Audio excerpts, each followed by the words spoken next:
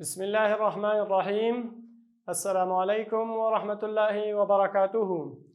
ګرانو زده کوونکو، الله جل جلاله دې وکړي چې روغ جوړ او خوشحاله اوسئ. ګرانو زده کوونکو، نننی زموږ درس د قرآن کریم آداب دي. راځو ګرانو زده کوونکو، مضمون مو څه دی؟ قرآن کریم ده. مضمون مو قرآن کریم ده او موضوع د تلاوت آداب دي، یعنی قرآن کریم د تلاوت آداب. چې کله موږ او تاسو قرآن کریم وایو باید کوم آداب مراد کو. ګرانو زده کوونکو، ستاسو سویه به یو څه جګی داسې یو مرور کول قرآن کریم په تعریف باندې. قرآن کریم د الله رب العالمین کلام دی چې د جبرائیل امین په واسطه په محمد رسول الله صلی الله علیه وسلم باندې د 23 کالو په جریان کې نازل شوی دی، د بشر او د مخلوق د هدایت دپاره. او د دې فرق او توپیر د نورو آسماني کتابونو سره، 3 آسماني کتابونو سره دا ده چې د قرآن کریم تلاوت کول چې لري اجر او ثواب لري، اما د نورو کتابونو لوستل نه و بلکې عمل کول و پې.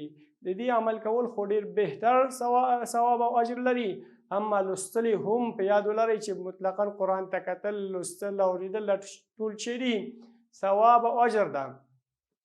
ګرانو زده کوونکو، موضوع مو شوه د قرآن کریم د تلاوت آداب. نو کومه صفحه کې موږ تاسو یو اوس ګرانو زده کوونکو؟ لومړۍ صفحه کې یو. په کومه صفحه کې؟ لومړۍ صفحه کې. درس مو څه شی دی؟ لومړۍ صفحه ده. درس مو څه شی دی؟ لومړۍ صفحه. ګرانو زده کوونکو، د قرآن کریم ډېر زیات آداب دي، ډېر زیات احکام لري ګرانو زده کوونکو. او که چېرته موږ هغه ووایو نو تقریبا ساعتونه به سره ونیسي، خو موږ او تاسو هغه څه وایو چې زموږ او ستاسو په دې کتاب کې هغه آداب راوړي چې مختصر آداب دي، هغه به موږ او تاسو نن سره وایو. نو ګرانو زده کوونکو، قرآن کریم باید په اوداسه سره ولوستلی شي. کوشش وشي چې قرآن کریم کله وایو په اوداسه سره یې ولولو، او دا بهتره خبره ده. قرآن کریم په اوداسه باندې ویل دا ډیره بهتره خبره ده. لا یمسه الا المطهرون. قرآن کریم به نه مسه کوي مګر پاکان. یعنی په اوداسه باندې قرآن راغسل او په اوداسه باندې قرآن ویل دا ډیر اجر او ثواب لري، اما جایز ده. لکه یو سړی بیا اودسه یي او قرآن ته ضرورت شو راواخلي ویل ولي، جایز ده. لیکن بهتره خبره دا نه ده. بهتره خبره دا ده چې موږ او تاسو قرآن کریم په اوداسه سره وایو، او په اوداسه سره د قرآن اجر هم زیاتیږي، او په اوداسه سره قرآن کریم لوستلو کې موږ ته وسوسې د شیطان هم نه راځي، او په اوداسه سره زموږ وجود کې یو خشوع، یو عاجزي، یو خاکساري پیدا کیږي. نو ګرانو زده کوونکو، لومړی ادب یې څه شی دی؟ چې قرآن کریم باید په اوداسه سره ووایو. قرآن کریم باید په څه سره ووایو؟ په اوداسه کې ووسو او موږ قرآن کریم ولولو. راځو دویم ادب د قرآن کریم ته. ګرانو زده کوونکو، دا خبره چې کله موږ اوداس لرو نو باید بله خبره ده چې باید زموږ لباس پاک اوسي، زموږ هغه کالي پاک اوسي، زموږ تن پاک اوسي. که یو سړی وایي چې زه قرآن وایم او په ناپاکه ځای کې ناستي، دا جایزه نه، هېڅکله جایز هم نه ده. ځکه قرآن باید په پاک لباس پاک ځای کې ویل شي. یو سړی دی قرآن کریم لولي په یو ناپاکه ځای کې، لکه هغه عادي مثال یې دا ده چې یو سړی په ډیران ولاړ ده او قرآن تلاوت کوي. نه، بلکې باید په پاک ځای ته لاړ شي. یو ځمکه هر ځای چې ده، په هر ځای کې مونږ قرآن ویلی شو، اما بعض ځایونه دي چې ناپاکه دي، ډیران ده، داسې نور ځایونه دي چې هغه کې باید مونږ قرآن کریم ونه لولو او پاکې جامې واغوندو، حتی عطر هم په ځان وهو، خوشبویو هم وهو، او نور چې څه مو له لاسه کېږي دا باید وکړو.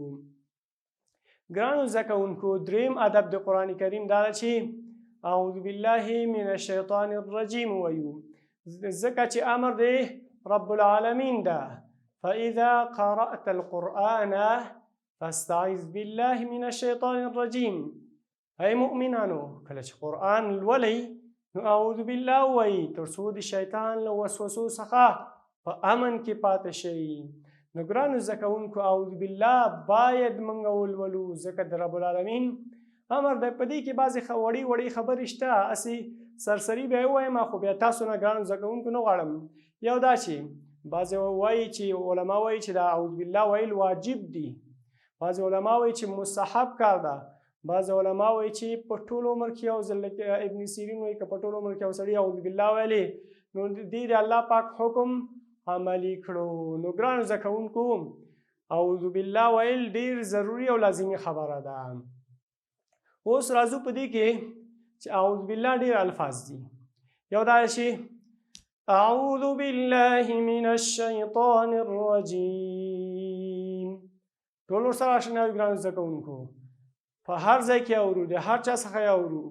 اما بل لفظ هم شته، اعوذ بالله السمیع العلیم من الشیطان الرجیم، او یا اعوذ بالله السمیع العلیم من الشیطان الرجیم من همزه ونفخه ونفثه.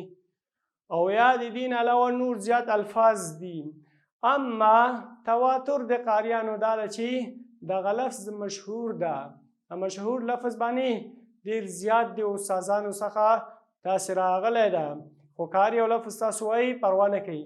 اما نادر الفاظ هغه الفاظ چې مسنون نه دي، سنت نه دي، شته ده. یو د قاریانو نه د اعوذ بالله په ځای د یوه قاریانو یو د اعوذ بالله په ځای نستعذ بالله من الشیطان الرجیم وایي. نو بنا په هر هغه دا خبره باید یاد ولرو چې کله قرآن کریم وایو نو اعوذ بالله به لازمي وایو. ګرانو زده کوونکو قرآن چې لولو تکبر باید په موږ کې نه اوسي. اوس چې موږ او تاسو یو نیم قاري صاحبان وګورو، یو نیم لوستونکی ولولو وګورو، نو هغه په ډېر کبر سره یي، په ډېر غرور سره یي چې والا ما خو قرآن یاد دی او د الله کلام مې یاد دی، ډېر غرور کوي. نه، لوستلو په وخت کې چې ته د قرآن کریم عاجزي کوې، خاکساري کوې، نو باید قاري او لوستونکی ډېر عاجز اوسي، ډېر خاکسار اوسي. دا نه چې کبر و غرور وکړي بلکې عاجزي وکړي، ځکه د الله رب العالمین قرآن ورسره په سینه کې پروت دی. باید دا عاجز اوسي، دا باید ډېر خاکساری اوسي، باید هېڅکله کبر ونه کړي، ځکه کبر او لویي د یو رب العالمین سره ښایي. لکه په حدیث کې وایي چې الکبریاء ردائي، الکبریاء عظمتي، او د حدیث مفهوم دا ده چې دغه لویوالی زما سره ښایي. نو موږ به هېڅکله لویوالی نه کوو بلکې عاجز او خاکساره به واوسو. ګرانو زده کوونکو راځو اوس په دې کې چې کله چې موږ قرآن لولو او یا قرآن وایو یا قرآن د یو ځای څخه رااخلو، نو قرآن کریم باید موږ څه وکړو؟ په ښي لاس سره واخلو. په ښي لاس کې باید زموږ قرآن کریم اوسي. لکه تاسو با آینده انشاءالله په جګو صنفونو کې د استنجا کولو په آدابو کې دا ووایي چې باید په چپ لاس سره استنجا وشي. نو دا مو یاد وساته ګرانو زده کوونکو، دا مو باید یاد اوسي چې کله موږ او تاسو قرآن کریم لولو په کم لاس یې راواخلو. په ښي لاس کې بهتره خبره ده. حتی یو د صحابه په شان کې راځي چې هغه به قرآن راغسته ښکلولو به یې او په سترګو تندي به یې داسې کولو د څه شي لپاره؟ د تبرک لپاره. ویلې به یې چې دا کلام زما د رب العالمین دی، دا هغه کلام دی چې د رب العالمین څخه مونږ ته راغلی او د رب العالمین مونږ ته نازل کړی، ډېر قدر به یې ورته کوو. او ګرانو زده کوونکو بله خبره دا چې مونږ باید قرآن کریم په لوستلو کې زیار وباسو، کوشش وکړو، سایه تلاش وکړو چې قرآن کریم په تجوید سره وایو، ځکه رب العالمین قرآن کریم په څه شي سره نازل کړی ده؟ په تجوید سره نازل کړی دی. دا قرآن کریم په کومه ژبه نازل ده؟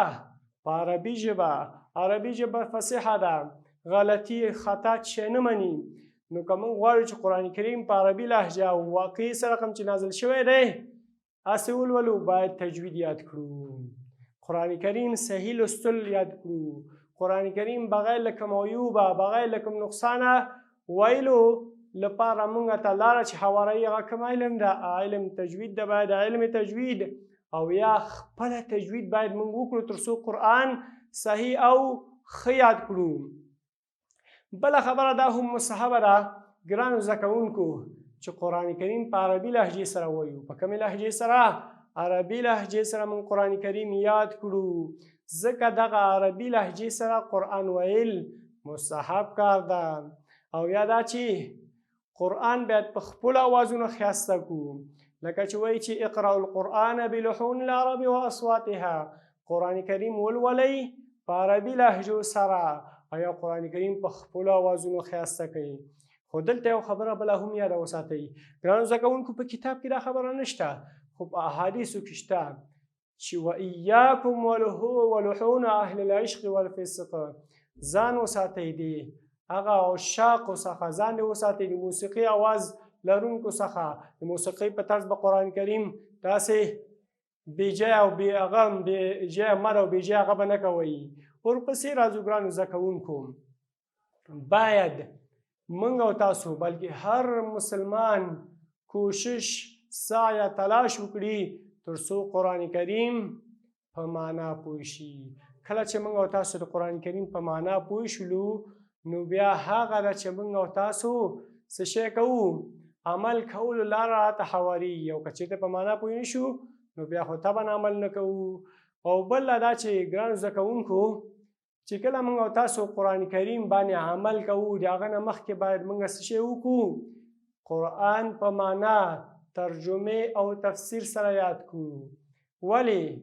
ځکه چې که څوک قرآن لولي او معنا او ترجمه یاد نه نو هغه بې معنا ده. او په آخر کې دا خبره هم یاد وساتئ ګرانو زده کوونکو چې کله موږ او تاسو قرآن کریم کوم کس لولي غوږ ورته ونیسو تر څو د ثواب مستحق شو. دا زموږ نننی د درس ومن الله توفیق.